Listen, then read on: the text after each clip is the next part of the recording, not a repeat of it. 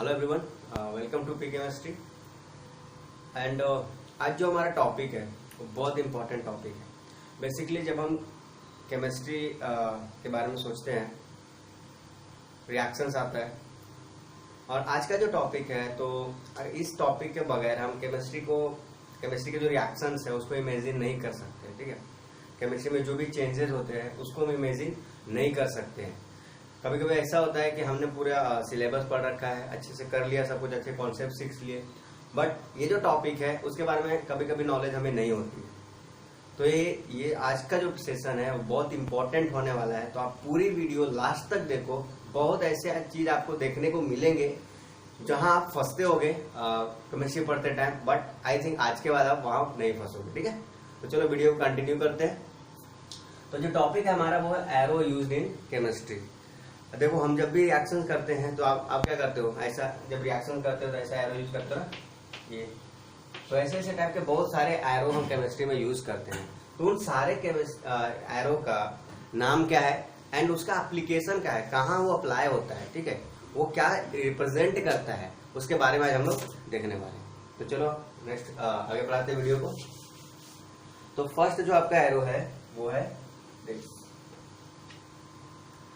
ये arrow represent करता है इरिवर्सिबल रिएक्शन को। इरिवर्सिबल रिएक्शन, या फिर इसको बोल सकते हैं वन डायरेक्शन रिएक्शन। समझो अब क्या है। जहां भी आपको ऐसा एरो दिखेगा, जैसे ए जो है, हम जनरली रिप्रेजेंट ऐसा करते हैं, ये अपना फेवरेट वाला एरो भी है ना, तो ए बी में कन्वर्ट हो गया, हम बोलते हैं ना रिएक्शन हो गया। तो ये जो एरो है ये रिप्रेजेंट करता है यूनि डायरेक्शन, मतलब एक ही डायरेक्शन को रिप्रेजेंट करता है। तो अगर हमने ए को बी में कन्वर्ट कर दिया और आपका ये एरो लिखा हुआ मिल गया, तो आप कभी भी बी को ए में कन्वर्ट नहीं कर पाओगे।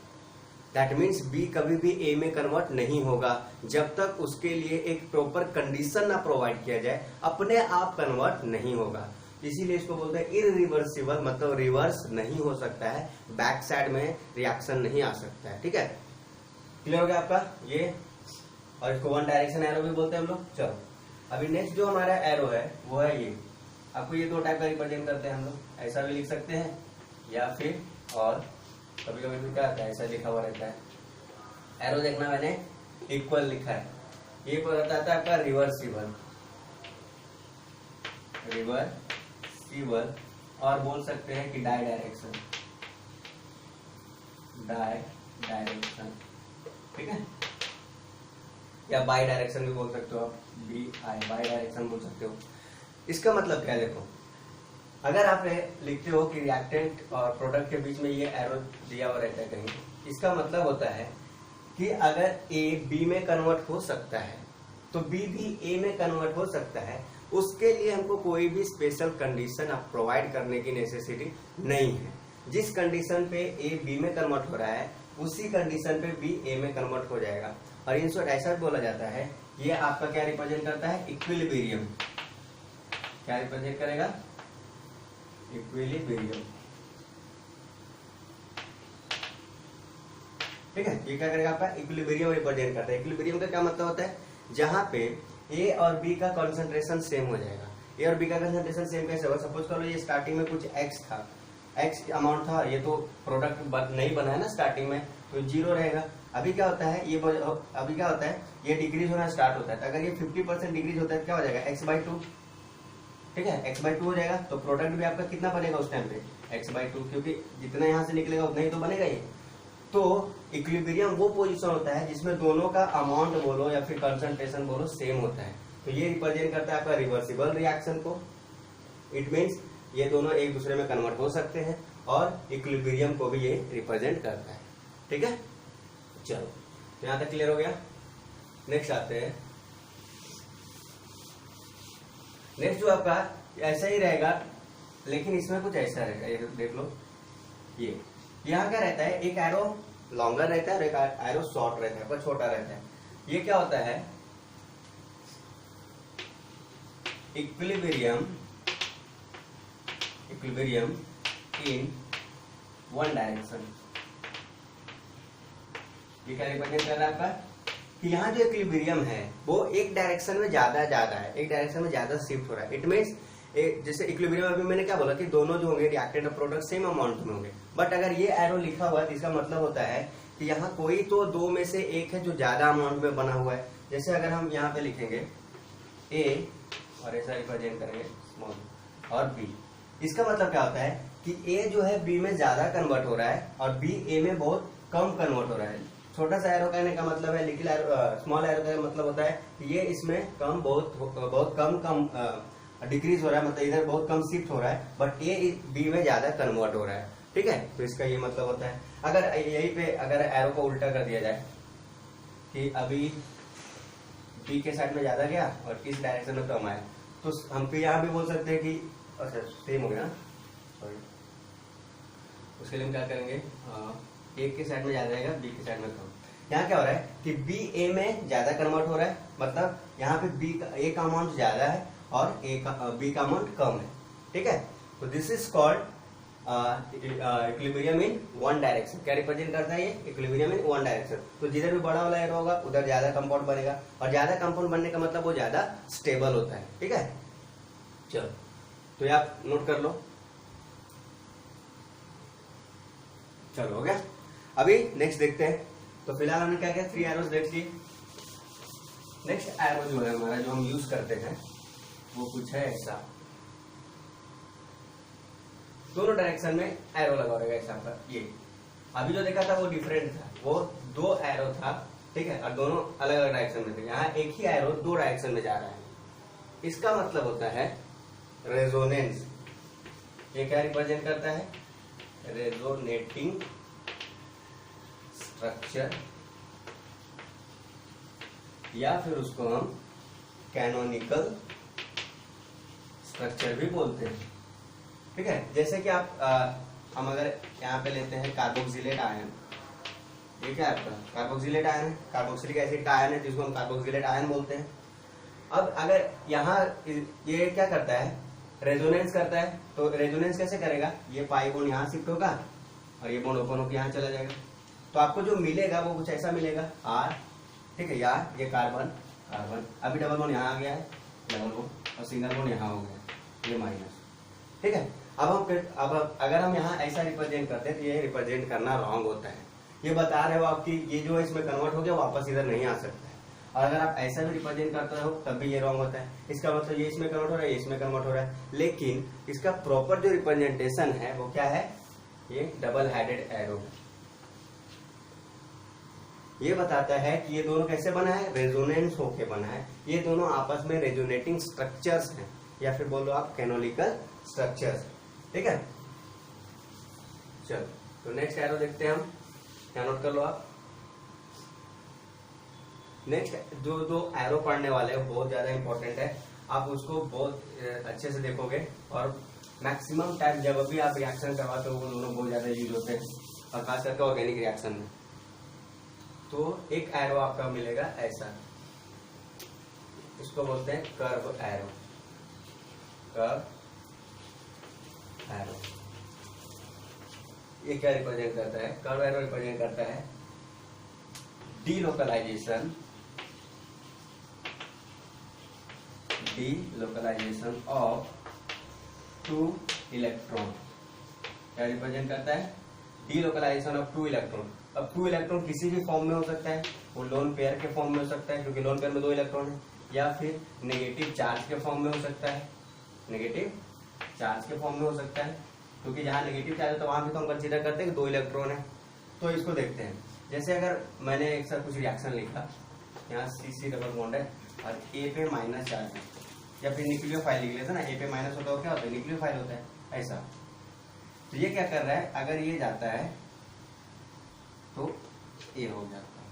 ये क्या कर रहा है, आप देखो एरो कैसा है, ये ऐसा ही रहेगा, जरूरी नहीं है ऐसा नहीं, ये कैसा भी मूव कर सकता है, लेकिन आपका ये क्या रहेगा, ऐसा कर्व एरो रहेगा।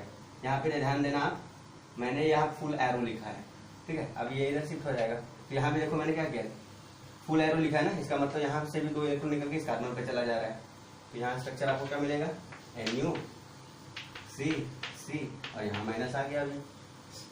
ठीक है, अब अगर इसको वापस निकालना हो तो क्या करेंगे, ये माइनस को यहाँ लाएंगे और ये इधर चला जाएगा, तो ये वापस बन जाएगा अगर बनाना होगा तो यहाँ भी हम क्या कर रहे हैं, फुल एरो दिखा रहे हैं, इसका मतलब। और एरो कहाँ से कहाँ दिखाते हैं, जहां से इलेक्ट्रॉन जाता है वहां उसका टेल होता है, और जहां तक जाता है वहां उसका हेड होता है। तो जहां से जा रहा है वहां पे टेल है, और जहां पर जा रहा है वहां पे उसका हेड होता है हमेशा। यहाँ से जा रहा है यहाँ टेल है, और यहाँ से जहां पे जा रहा है वहां पे उसका हेड है। ठीक है, चलो तो ये ऐसा है, क्लियर हो गया। अब ये हमारा था कर्व्ड एरो। कर्व्ड एरो क्या करता है, 2 इलेक्ट्रॉन का शिफ्टिंग दिखाता है। वो पाई इलेक्ट्रॉन भी हो सकता है, जैसे यहाँ देखो ये पाई इलेक्ट्रॉन का भी शिफ्टिंग दिखा रहा है ना, यहाँ आप लिख लो आप पाई इलेक्ट्रॉन, ये पाई इलेक्ट्रॉन का भी शिफ्टिंग दिखाता है, लोन पेयर का भी शिफ्टिंग दिखाता है, और नेगेटिव चार्ज का भी शिफ्टिंग दिखाता है। कहाँ से कहाँ जाता है, जहाँ पे इलेक्ट्रॉन ज्यादा होता है वहां से लेके जहाँ इलेक्ट्रॉन कम होता है। यहाँ इलेक्ट्रॉन ज्यादा था, यहाँ कम था, ये क्या वो माइनस से जहाँ गया। ठीक है, चलो नेक्स्ट देखते हैं।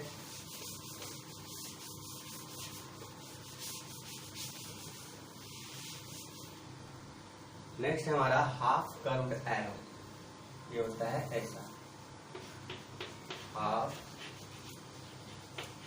कर्व एरो, या फिर इसको हम बोलते हैं फिश हुक एरो। क्या बोलेंगे, फिश हुक एरो। इसको हाफ कर्व्ड एरो बोलोगे या फिर फिश हुक एरो बोलेंगे। ये क्या करता है, ये दिखाता है शिफ्टिंग ऑफ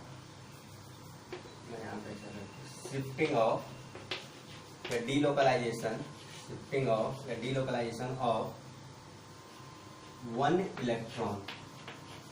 अगर हमको एक इलेक्ट्रॉन का डीलोकलाइजेशन दिखाना होगा, एक इलेक्ट्रॉन का शिफ्टिंग दिखाना होगा, तो हम कैसे एरो का यूज करेंगे, इस टाइप के एरो का यूज करेंगे। जैसे देखो यहाँ पे कार्बन कार्बन डबल बॉन्ड है, और यहाँ पे आपका है फ्री रेडिकल। फ्री रेडिकल क्या होता है, एक इलेक्ट्रॉन होता है। अभी क्या होगा, बाकी इधर बॉन्ड तो है ही सबका, कार्बन हो गया। ठीक है, अभी ये एक इलेक्ट्रॉन तो ऐसे दिखाना रॉन्ग रहेगा। ठीक है, कभी भी आपको ऐसे नहीं दिखेगा, आपको क्या दिखेगा, ये हाफ एरो दिखेगा ऐसा, या इसको हम बोलते हैं फिश हुक एरो। तो ये एरो यहाँ आ गया। अब यहाँ पे हम क्या करना है, यहाँ क्या करेंगे, यहाँ भी एक एक एरो दिखाएंगे। एक इलेक्ट्रॉन यहाँ जाएगा। अभी देखो इस पाई बॉन्ड में 2 इलेक्ट्रॉन है, मैंने एक इलेक्ट्रॉन को सेंड किया है, और दूसरा इलेक्ट्रॉन यहाँ चला जाएगा। तो आपको यहाँ क्या मिल जाएगा, फिर देखो मैंने साइन के लिया रेजोनेंस। अभी जो बनेंगे रेजोनेंस बनेंगे दूसरे के, तो कार्बन कार्बन और ये कार्बन। अब यहाँ पे देख लो डबल बॉन्ड यहाँ आ गया है, और रेडिकल आपका यहाँ आ गया है। तो क्या हुआ, हमने हाफ हुक एरो का यूज किया, और कौन सा, रेजोनेंस वाले एरो का भी कन्वर्जन में यूज कर लिया। ये रिप्रेजेंट कर दिया कि ये क्या हुआ, डीलोकलाइजेशन हुआ, मतलब ये दोनों आपस में क्या रेजोनेटिंग स्ट्रक्चर है। और ये क्या रिप्रेजेंट कर रहा है कि एक इलेक्ट्रॉन का शिफ्टिंग हो रहा है। ठीक है, 1 इलेक्ट्रॉन शिफ्टिंग हो गया। नेक्स्ट देखते हैं।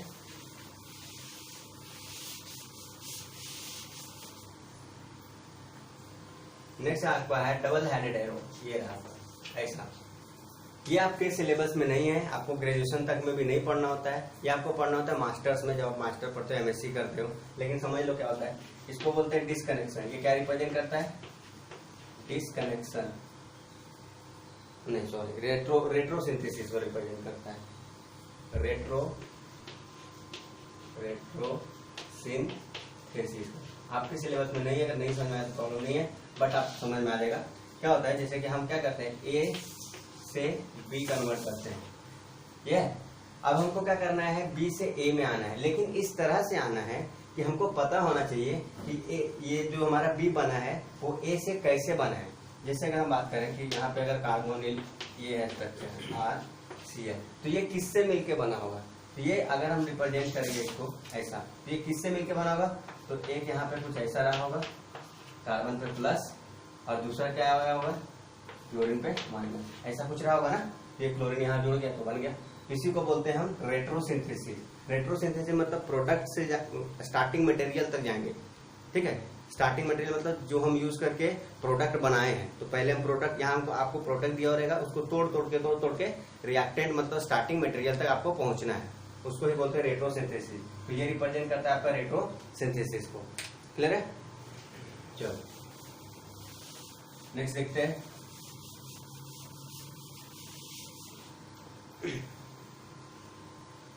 आपने आप देखो, ये इसको बोलते हैं ग्राउंड स्टेट, इसको बोलते हैं एक्साइटेड स्टेट। जब ग्राउंड स्टेट से इलेक्ट्रॉन जंप करता है, एनर्जी देते हैं, किसी भी मॉलिक्यूल में इलेक्ट्रॉन कहाँ रहता है? ग्राउंड स्टेट में रहता है, ठीक है। जब हम उसको एनर्जी देते हैं तो एक्साइट करके वो एनर्जी गेन करके एक्साइटेड स्टेट में चला जाता है। तो ये आपका इलेक्ट्रॉन यहाँ से जंप करके यहाँ चला गया, ठीक है। अब क्या करता है, ये वापस आता है। वापस आता है तो ये क्या करता है, जो एनर्जी अब्जॉर्ब किया है वो क्या करता है, इमिट करता है, निकालता है, लूज करता है। तो ये दो तरीके से आ सकता है वापस। एक तो ऐसा एरो आपको दिखेगा और दूसरा सिंपल सा एरो दिखेगा, ठीक है। तो ये जो एरो है इसको बोलते हैं नॉन रेडिएटिव। क्या बोलेंगे? Non radiative, non radiative. अब ये नॉन रेडिएटिव क्यों बोलते हैं? क्योंकि अभी क्या किया, इलेक्ट्रॉन ने एनर्जी गेन किया था, इलेक्ट्रॉन ने एनर्जी गेन किया तो क्या होना चाहिए कि वापस जब वो एक्साइटेड स्टेट से ग्राउंड स्टेट में आ रहा है तो उसको एनर्जी रिलीज करना चाहिए था। और एनर्जी किस फॉर्म में रिलीज करेगा? रेडिएशन के फॉर्म में।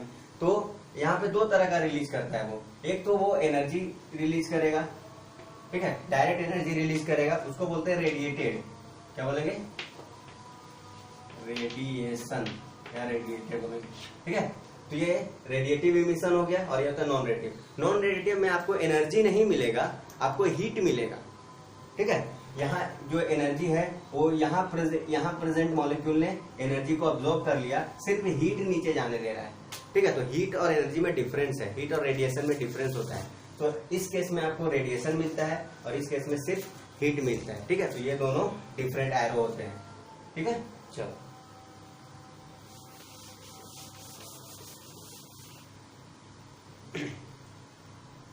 तो फाइनली हमारा टाइप्स ऑफ एरो फिनिश होता है। अब हम नेक्स्ट टॉपिक करते हैं types of bond. Types of bond या bond used in chemistry. Topic हम क्या लिखेंगे? बॉन्ड यूज्ड इन केमिस्ट्री, ठीक है। चलो तो नेक्स्ट है हमारा टाइप्स ऑफ बॉन्ड, ठीक है।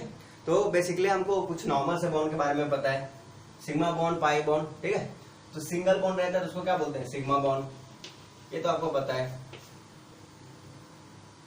डबल बॉन्ड रहेगा तो पाई बॉन्ड और प्लस सिग्मा बॉन्ड, एक सिग्मा और एक पाई रहता है। ट्रिपल बॉन्ड रहेगा तो क्या होता है? सिग्मा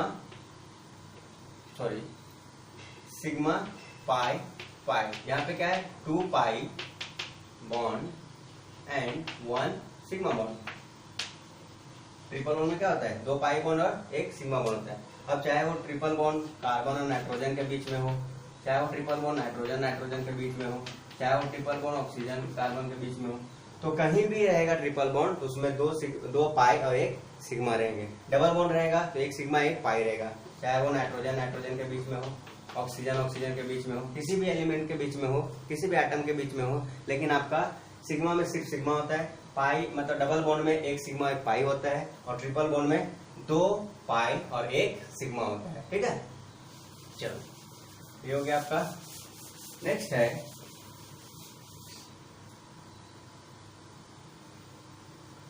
आपको कहेंगे, जब देखोगे स्ट्रक्चर तो ऐसा दिखेगा आपको, ऐसा भरा हुआ, ये पूरा एरिया भरा हुआ है, इसको हम बोलते हैं वेज बॉन्ड। वेज बॉन्ड ये रिप्रेजेंट क्या करता है? ये रिप्रेजेंट करता है बॉन्ड अबव द प्लेन। क्या रिप्रेजेंट करता है? Bond above the plane. जैसे सपोज कर लो कार्बन है, तो कार्बन के कितने बॉन्ड होते हैं? 4 बॉन्ड होते हैं। तो अगर मैं कार्बन को यहाँ पे बॉन्ड पे ऐसा रख दिया, ये मेरा हाथ जो है कार्बन है, ठीक है, ये कार्बन है, तो कार्बन में कितने बॉन्ड होंगे? 4 बॉन्ड, एक बॉन्ड इधर और एक बॉन्ड इधर, तो 2 बॉन्ड प्लेन पे दिख रहा है आपको। इस बोर्ड के ऊपर कितना बॉन्ड दिखेगा? एक इधर और एक इधर, 2 बॉन्ड दिखेगा। तीसरा बॉन्ड कहाँ रहेगा इसका? तीसरा बॉन्ड रहेगा इधर आपके सामने, मतलब बोर्ड के ऊपर। फोर्थ बॉन्ड कहाँ रहेगा? फोर्थ बॉन्ड रहेगा बोर्ड के पीछे, ठीक है। तो यही जो है हमारा बोर्ड के ऊपर वाला बॉन्ड या अबव द प्लेन जिसको हम बोल सकते हैं, या अबव द बोर्ड जिसको हम बोल सकते हैं, उसी को हम क्या बोलते हैं? Wedge bond. और इसको रिप्रेजेंट कैसे करते हैं? ऐसा सॉलिड लाइन से, इसको हम सॉलिड लाइन भी बोलते हैं। क्या बोलते हैं?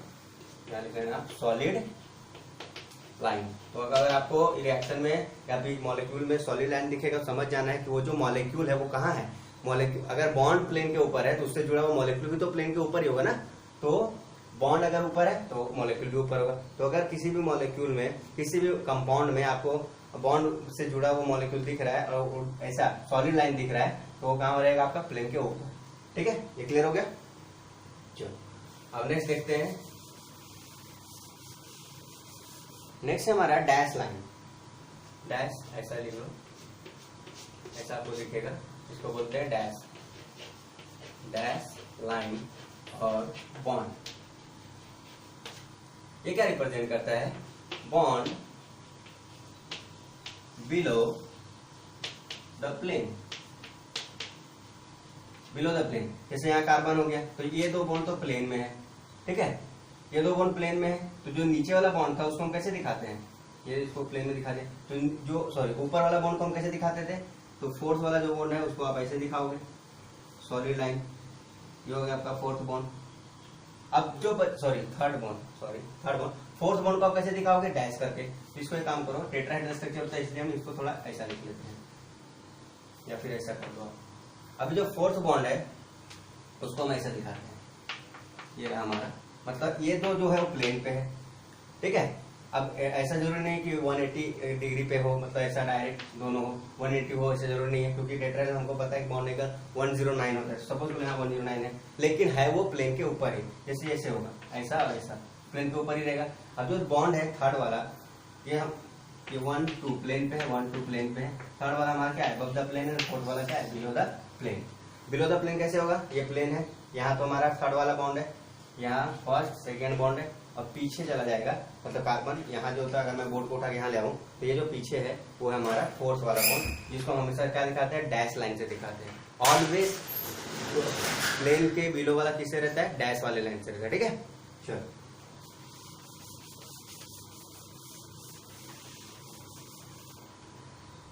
अब नेक्स्ट जो आपका बॉन्ड है वो है ऐसा रहेगा और ये रहेगा। यहां होता है डीलोकलाइज्ड डबल बॉन्ड या फिर पाई बॉन्ड, और डीलोकलाइज्ड पाई बॉन्ड, ठीक है। समझते इसको क्या है, जैसे आप तो ऐसा लिखते हो, स्ट्रक्चर लिखो, C double bond C, C double bond C। ये आपका क्या आता है, ब्यूटाडाइन है, ब्यूटाडाइन, ठीक है, 4 कार्बन 2 है। अभी क्या करेंगे, इसको हम डीलोकलाइजेशन करेंगे, मतलब रेजोनेटिंग स्ट्रक्चर लिखेंगे। ये बॉन्ड यहाँ शिफ्ट होगा और ये यहाँ चला जाएगा, ठीक है। तो अगर इसका हम रेजोनेटिंग स्ट्रक्चर लिखेंगे या हाइब्रिड स्ट्रक्चर लिखेंगे तो क्या मिलेगा, पहले रेजोनेटिंग स्ट्रक्चर लिख लेते हैं। तो रेजोनेटिंग स्ट्रक्चर आपका ये है, यहाँ माइनस हो जाएगा और यहाँ प्लस हो जाएगा। अब इसको वापस यहाँ करेंगे, इसको यहाँ करेंगे, ये बन जाएगा। तो बोलेगा कि इन दोनों बॉन्ड को आप मिला के लिखो, दोनों को एक साथ करके लिखना है, जिसको हम बोलते हैं हाइब्रिड स्ट्रक्चर, ठीक है। तो हाइब्रिड स्ट्रक्चर के लिए क्या करेंगे, ये 4 कार्बन है। अब बताओ, यहाँ डबल बॉन्ड है, यहाँ सिंगल है, यहाँ डबल है, लेकिन इसमें देखो, यहाँ सिंगल है, यहाँ डबल है, यहाँ सिंगल, मतलब जहाँ सिंगल था वहां डबल हो गया, और जहाँ डबल था वहां सिंगल हो गया, ठीक है। तो इन शॉर्ट सब जगह डबल बॉन्ड है और सब जगह सिंगल बॉन्ड भी है, तो सिंगल बॉन्ड तो रहेगा ही रहेगा, ठीक है। उसके बाद डबल बॉन्ड भी सब जगह आ गया, हर प्लेस पे क्या आ गया, डबल बॉन्ड आ गया। इसके लिए क्या करते हैं, ये डॉटेड दिखाते हैं ऐसा। इसका मतलब होता है कि सब जगह सिंगल बॉन्ड भी है, सब जगह डबल बॉन्ड कैरेक्टर भी है। तो वही हम बात है यहाँ डीलोकलाइज, मतलब जो पाई बॉन्ड है वो डीलोकलाइज यहाँ हो गया है। यहाँ देखो नहीं था, इसमें जो हमारा कंपाउंड दिया होता है उसमें कोई भी पाई बॉन्ड नहीं था, बट रेजोनेंस करके यहाँ आ गया। तो ये रेजोनेंस का मतलब क्या था, डीलोकलाइजेशन ऑफ पाई इलेक्ट्रॉन, ठीक है। चलो ये हो गया आपका डीलोकलाइज।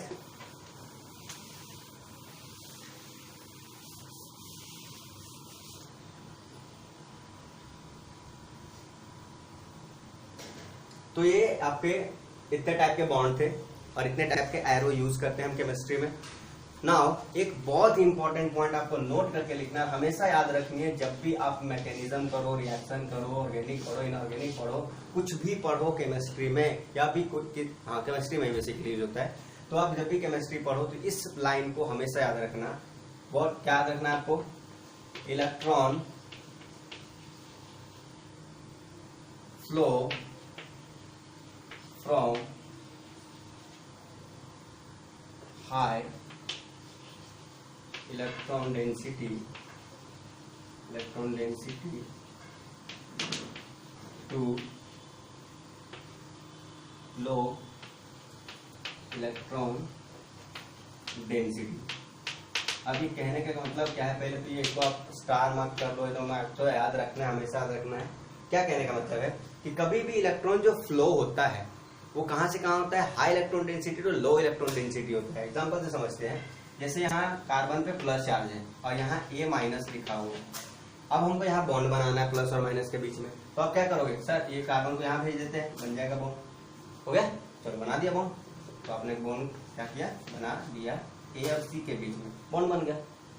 लेकिन ये आपका रिप्रेजेंटेशन जो आप तरीका है बॉन्ड बनाने का बिल्कुल रॉन्ग है। क्या करना होगा, हाई इलेक्ट्रॉन डेंसिटी लो, यहाँ तो प्लस मतलब इलेक्ट्रॉन की कमी है, यहाँ माइनस मतलब इलेक्ट्रॉन ज्यादा है, हाई इलेक्ट्रॉन डेंसिटी तो ढूंढना है, तो हमेशा क्या जाएगा, ये इस पे अटैक करेगा, कभी भी कम वाला ज्यादा पे अटैक नहीं कर सकता, ऑलवेज ज्यादा वाला कम पे अटैक करेगा, तब जाके ये बॉन्ड बनेगा। और देख लेते हैं, जैसे ये देख लो आप, यहाँ पे क्या है, कॉन्जुगेटेड डबल बॉन्ड है, तो यहाँ क्या होगा, अभी बताओ, अगर माइनस हाँ यहाँ इलेक्ट्रॉन फ्लो करना है तो देखते हैं, यहाँ भी पाई बॉन्ड है यहाँ पे, तो ये पाई बॉन्ड यहाँ जाएगा या ये पाई बॉन्ड यहाँ आएगा, वो देखते हैं। ठीक है, चलो तो अभी देख लो, ये कार्बन है, ये भी कार्बन है, ये भी कार्बन है, लेकिन यहाँ ऑक्सीजन जुड़ा हुआ है, तो ये क्या करेगा, इलेक्ट्रॉन डेंसिटी को अपनी तरफ लेके चला जाएगा, यहाँ प्लस आ जाएगा। अभी आपका दिखा प्लस, और ये आपका क्या, इलेक्ट्रॉन डेंसिटी यहाँ पे ज्यादा है और यहाँ पे कम है, तो ये क्या करेगा, इलेक्ट्रॉन को यहाँ ट्रांसफर करेगा और ये इलेक्ट्रॉन को यहाँ ट्रांसफर करेगा। ऐसा क्या, कभी भी, अब मैं यहाँ दिखाता हूँ, कभी भी ये यहाँ नहीं और ये यहाँ ऐसे नहीं आ सकता, ये तरीका आपका गलत है। ठीक है, ये तरीका आपका गलत है। आपका क्या हो जाएगा, हमेशा high electron density to low electron density flow करेगा, नेगेटिव चार्ज हमेशा पॉजिटिव चार्ज पे अटैक करेगा, कभी भी पॉजिटिव नेगेटिव पे अटैक नहीं करता है। और एक बात, ये आपको हो गया। अभी देख लेते हैं, जैसे आपको नेगेटिव पॉजिटिव तो मैंने समझा दिया, बोलो सर लोन पेयर आएगा तो क्या करेंगे, जैसे कार्बन ऑक्सीजन है यहाँ पे, बोलेगा इसमें आपको एसिडिफिकेशन करवाना है, एसिड ऐड करना है, या फिर आप अल्कोहल लेते हो, ये के पास लोन पेयर है, यहाँ पे लोन पेयर है, ठीक है, ये प्लस H प्लस आप ऐड करते हो, मतलब एसिड लेते हो, क्या होता है, आप कभी भी H प्लस को यहाँ नहीं भेज सकते, आता तो है H प्लस लेकिन ऐसे नहीं आता, ये तरीका गलत है। कैसे आएगा, ये लोन पेयर होता है, यहाँ इलेक्ट्रॉन है, यहाँ कमी है, यहाँ चार्ज डेंसिटी ज्यादा है, तो ये इस पे अटैक करेगा, ये प्रोसेस सही है। सेम वे में यहाँ है, आप कभी भी इसको यहाँ पे ऐसा अटैक नहीं करवा सकते, ठीक है, ये तरीका आपका गलत हो जाएगा। आप क्या करोगे, इसको यहाँ अटैक करवाओगे, मतलब हेड कहाँ रहेगा, सॉरी हेड रहेगा जहाँ पे इलेक्ट्रॉन कम है, और टेल वहाँ रहेगा जहाँ पे इलेक्ट्रॉन ज्यादा है। हेड वहाँ रहेगा जहाँ पे इलेक्ट्रॉन कम है, प्लस H प्लस है ये, और टेल वहाँ रहेगा जहाँ पे इलेक्ट्रॉन ज्यादा है। तो ये आज का जो वीडियो है वो आपके organic chemistry, inorganic chemistry, physical में तो ऐसा कुछ नहीं है, ऑर्गेनिक इनऑर्गेनिक जब आप पढ़ते हो तो आपके एरो, बॉन्ड और फ्लो ऑफ इलेक्ट्रॉन बहुत ही ज्यादा 80% मायने रखते हैं, 80% इंपॉर्टेंस इनका होता है किसी भी रिएक्शन करते टाइम। आपने अगर एरो गलत दिखा दिया तो रॉन्ग हो गया, आपने अगर बॉन्ड गलत दिखा दिया तब भी रॉन्ग हो गया, आपका जो प्रोडक्ट है वो रॉन्ग आएगा। ठीक है, तो कभी भी एरो और बॉन्ड सही तरीके से आपको दिखाना है, फ्लो ऑफ इलेक्ट्रॉन सही तरीके से दिखाना है, तब जाके आप करेक्ट प्रोडक्ट बना पाओगे और करेक्ट आंसर कर पाओगे एग्जाम में भी और कॉम्पिटेटिव एग्जाम में भी, और हमें सही नॉलेज भी होनी चाहिए। ठीक है, तो आज का जो वीडियो बहुत इंपॉर्टेंट है, ठीक है, क्योंकि मुझे खुद प्रॉब्लम होती थी ऐसे समझने में, एरो क्यों जा रहा है, ऐसा आधा एरो क्यों दिखा रहे, फुल एरो क्यों दिखा रहे, दो हेडेड वाला एरो क्यों दिखा रहे, मतलब नहीं समझता था। बट हम लोग रट्टा लगा लिया था, ऐसे करेंगे तो ऐसे होगा, लेकिन आपको रट्टा लगाने की जरूरत नहीं है। आप इनको देख चुके हो, अच्छे से समझो, और अगर फिर भी प्रॉब्लम होती है तो आप कमेंट सेक्शन में बताओ। एंड हाँ, अगर ये वीडियो लगा हो कि समथिंग न्यू है, कुछ अच्छा मिला है, तो लाइक, सब्सक्राइब एंड शेयर करो। ठीक है, मिलते हैं नेक्स्ट वीडियो में थोड़ा यूनिक ट्रिक के साथ। चलो बाय।